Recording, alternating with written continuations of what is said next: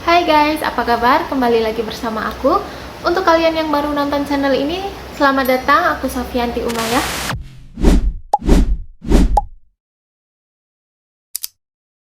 Di video ini aku mau sharing mengenai satu hal penting yang mungkin sering kita dengar tapi belum kita lakukan, yaitu mengoptimalkan potensi diri. Mungkin di materi ini akan aku buat 3 part supaya bertahap dan paham betul gimana sih cara kita untuk menemukan jati diri dan kelebihan kita. Nah, buat kalian yang penasaran kenapa sih kita perlu banget mengembangkan diri, yuk kita bahas bareng-bareng. Pertama, bayangin kalau kita punya superpower atau bakat tersembunyi, tapi nggak kita pakai. Sayang banget kan? Dengan mengembangkan potensi diri, kita bisa memanfaatkan kesempatan yang datang dengan maksimal. Perlu digarisbawahi bahwa bakat bukan sekedar apa yang kalian bisa lakukan secara alami sejak lahir. Kalau sebatas itu, aku yakin gak akan bisa jadi patokan bahwa kamu bisa sukses dan mencapai tujuanmu melalui hal itu. Kamu harus mencoba dan berusaha untuk selalu berkembang dan kamu menikmati proses perkembangan itu.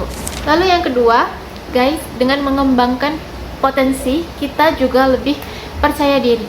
Saat kita tahu kemampuan kita, rasanya tuh kayak punya kekuatan lebih untuk menghadapi tantangan. Gak ada lagi tuh ragu-ragu atau minder.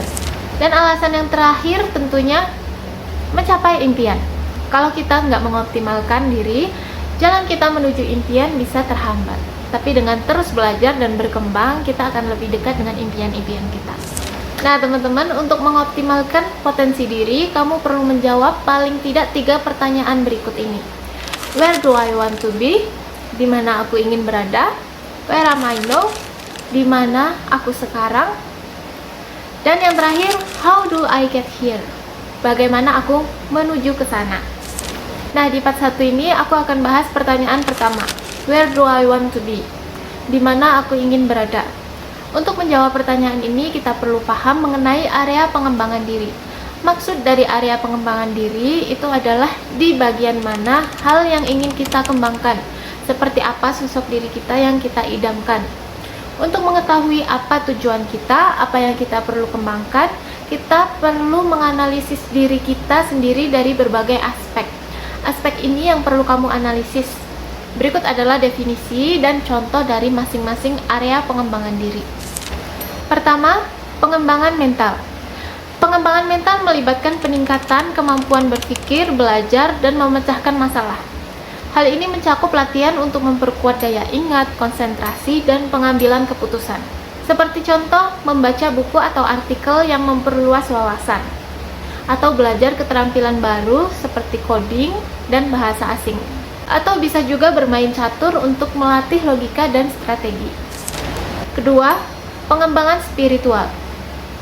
Pengembangan spiritual bertujuan memperdalam hubungan dengan nilai-nilai keyakinan atau tujuan hidup, sehingga mencapai kedamaian batin dan makna dalam hidup. Contohnya, meditasi atau berdoa untuk refleksi diri, mengikuti kajian keagamaan, atau menulis jurnal syukur untuk meningkatkan rasa bersyukur kita. Ketiga, pengembangan sosial. Pengembangan sosial berfokus pada peningkatan kemampuan berinteraksi dengan orang lain dan membangun hubungan yang sehat. Yang bisa kita terapkan di sini mungkin bergabung dengan komunitas atau organisasi sosial, atau melatih komunikasi asertif untuk menyampaikan pendapat tanpa menyakiti orang lain, atau menghadiri acara networking untuk memperluas relasi. Yang keempat, pengembangan emosional. Pengembangan emosional melibatkan pengelolaan emosi dengan baik, memahami perasaan diri dan orang lain, serta menjaga keseimbangan emosi. Contohnya, berlatih mindfulness untuk mengurangi stres, mengelola konflik dengan cara yang konstruktif, mencari bantuan profesional seperti konseling jika merasa terlalu cemas atau sedih. Kelima, pengembangan fisik. Pengembangan fisik mencakup menjaga dan meningkatkan kesehatan tubuh melalui pola hidup sehat, olahraga, dan perawatan diri. Contohnya, rutin berolahraga seperti jogging atau yoga, mengatur pola makan sehat dengan gizi seimbang, tidur cukup untuk menjaga energi dan fokus. Semua area ini saling berhubungan dan penting untuk kehidupan yang seimbang dan bermakna. Pilihan pengembangan bergantung pada kebutuhan dan tujuan pribadi.